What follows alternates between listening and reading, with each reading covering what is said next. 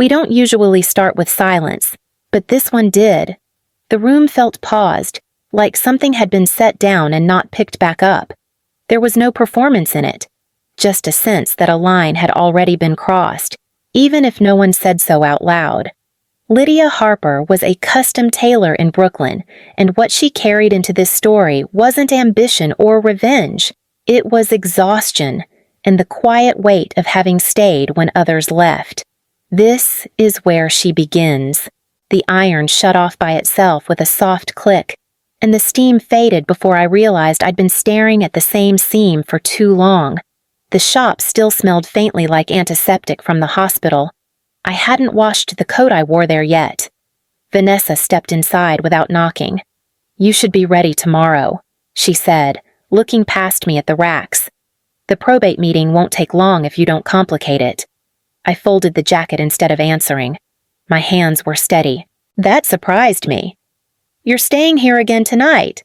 It's easier," I replied. "The machines are loud enough that I don't think—" She glanced at her watch. "We'll go over paperwork in the morning. Just listen, and this will be painless." I nodded, because nodding took less energy than arguing. Outside, a delivery truck backfired, sharp and sudden. I flinched anyway. We're not sure when she realized it, but something had already shifted in that moment. Vanessa paused at the door. "Don't be late," she added. People notice things like that. After she left, I sat on the cutting table and let the quiet come back. If you're still listening, stay close. What mattered next was small and easy to miss. I locked the shop just after sunrise. My fingers hesitated on the key like they wanted to turn it back. The street was already loud, coffee carts hissing, someone arguing on a phone, life moving forward without checking on me. Vanessa was waiting by the curb, her car clean in a way that felt intentional. She didn't look up when I approached. "We're already behind," she said. "The firm doesn't like delays." "I know." My voice came out flatter than I meant. She handed me a slim folder. No tabs, no notes, just paper. "Don't read ahead. It'll only stress you out." I slid it into my bag anyway. Traffic crept. She tapped her nails against the steering wheel, a steady rhythm that made my jaw tighten. "This is procedural," she continued. "Everyone signs, everyone moves on."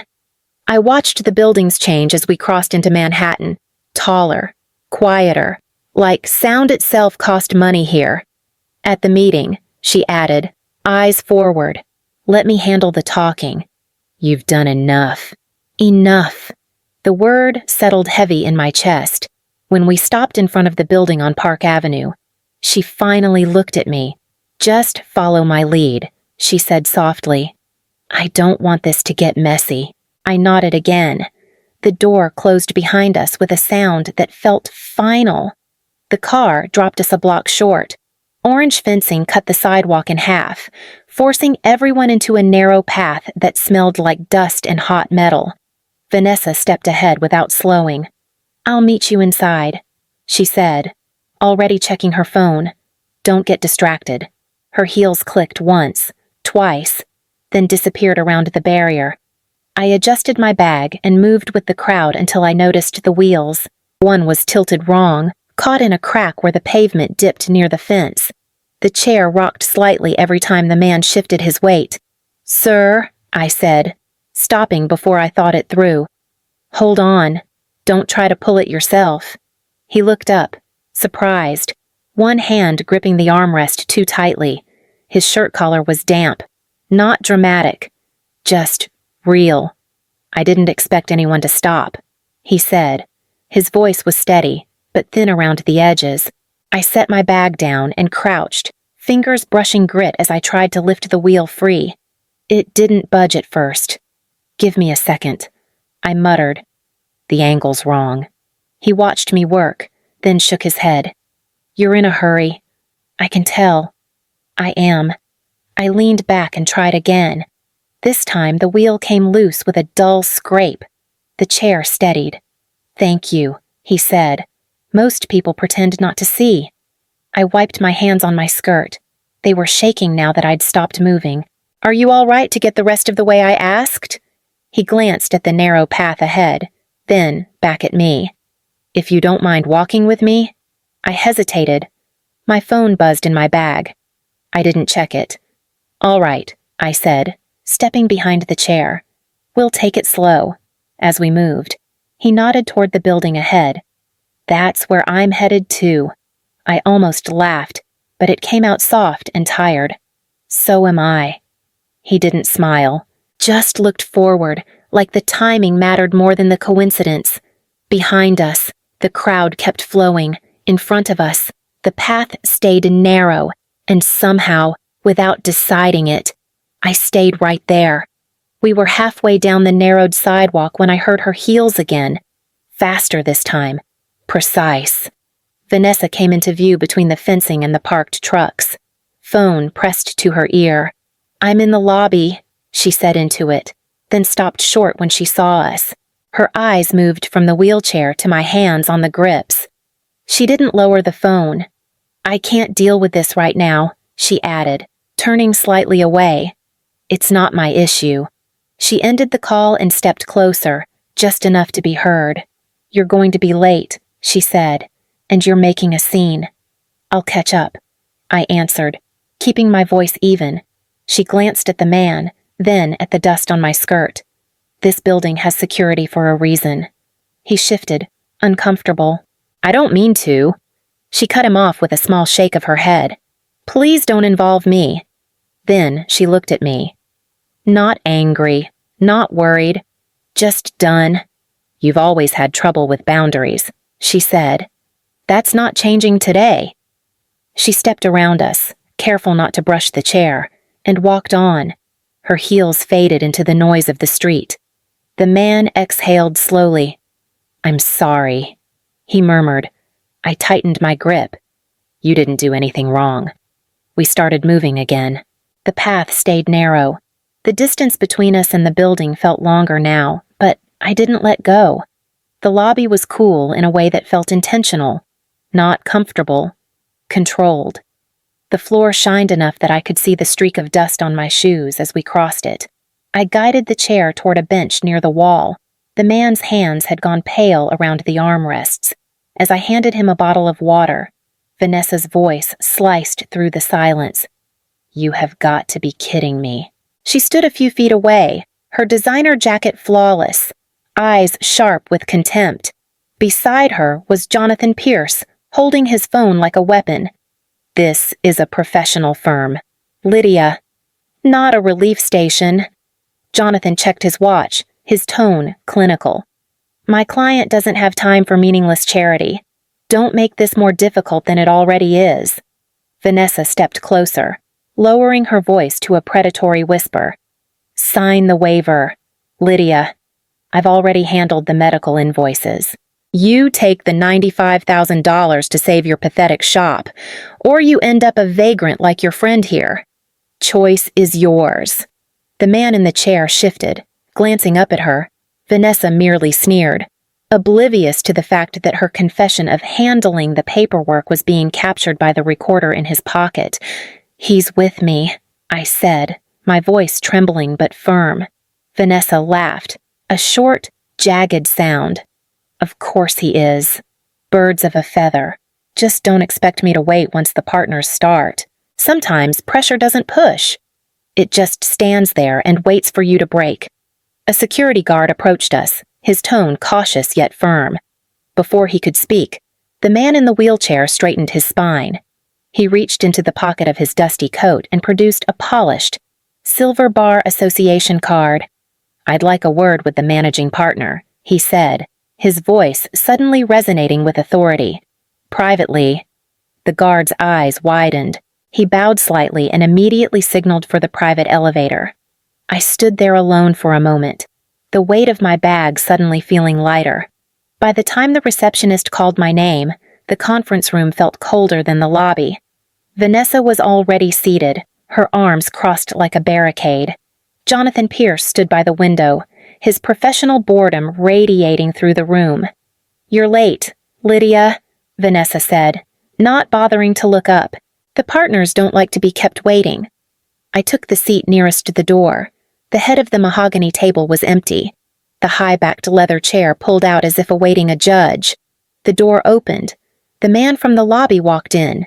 He wasn't in a wheelchair, and his rumpled collar was gone, replaced by a dark vest and a perfectly pressed charcoal jacket. He moved with a slow, deliberate grace, pausing only to set a heavy leather briefcase on the table. Vanessa sat bolt upright. "Excuse me, this is a private estate meeting. You've entered the wrong room." He took the seat at the head of the table. "It is private. That is exactly why I am here." Jonathan Pierce finally looked up. The color drained from his face. Thomas Whitaker. The name hit the room like a gavel. Vanessa turned to her lawyer, panicked. "Who is he?" Thomas folded his hands atop the table. "I was asked by your father to observe. Observe what?" Vanessa hissed. He glanced at me, then fixed his sharp, unwavering gaze on her. "To observe what becomes of a legacy when it is left in the hands of those who measure worth only in numbers." The room went silent, the kind of silence that presses against your eardrums. Vanessa tried to laugh, but it came out as a sharp, jagged sound. Thomas didn't blink. He opened his case and pulled out a sealed folder with a red probate seal. "We will proceed now." Jonathan Pierce cleared his throat, sliding a heavy stack of documents across the mahogany. "For efficiency, I'll summarize. The estate's liquidity was depleted by intensive end-of-life medical expenses. Under this revised will, my client, Vanessa, assumes total control to settle outstanding debts." Vanessa leaned back, her smile cold and victorious. "Everything is documented, Lydia. It's simply math."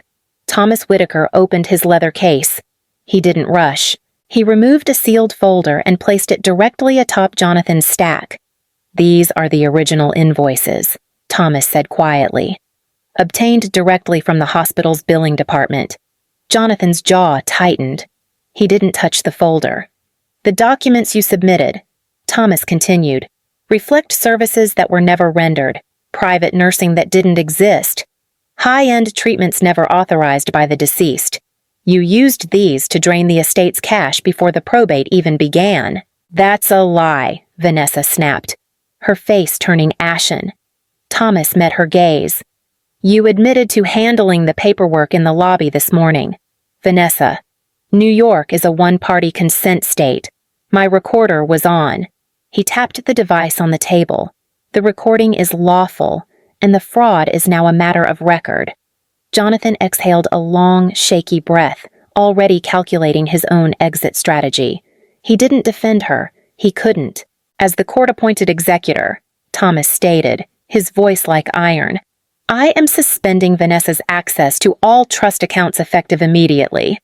Jonathan, I expect your withdrawal from this matter by noon. Lydia, as of this moment, the Manhattan property is under your interim management." The room stayed quiet. It wasn't peaceful, but it was final. Vanessa sank back into her chair like the air had gone out of her all at once. The confidence drained first. What stayed was something smaller, tight, unfamiliar. "This is a misunderstanding," she said, quieter now. "We can fix it." Jonathan stood, already gathering his briefcase. He didn't look at either of us. "I'll be in touch," he murmured, then stopped, reconsidered, and added nothing else before leaving. Vanessa watched him go. Her hands trembled when she pressed them to the table. She turned to me. "Lydia, say something." I waited, not because I was choosing words, because I didn't have any that felt real yet. I was trying to protect what Dad built. She continued, "You wouldn't have known how to manage it." Thomas closed his folder. "This meeting is concluded." Vanessa's breath caught. "You're just going to let her take everything?" Thomas looked at me, then back at her. "What happens next will be decided by the court." She stood too fast, chair scraping the floor.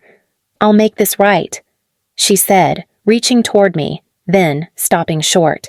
"We're family." I stepped back. Not far. Just enough.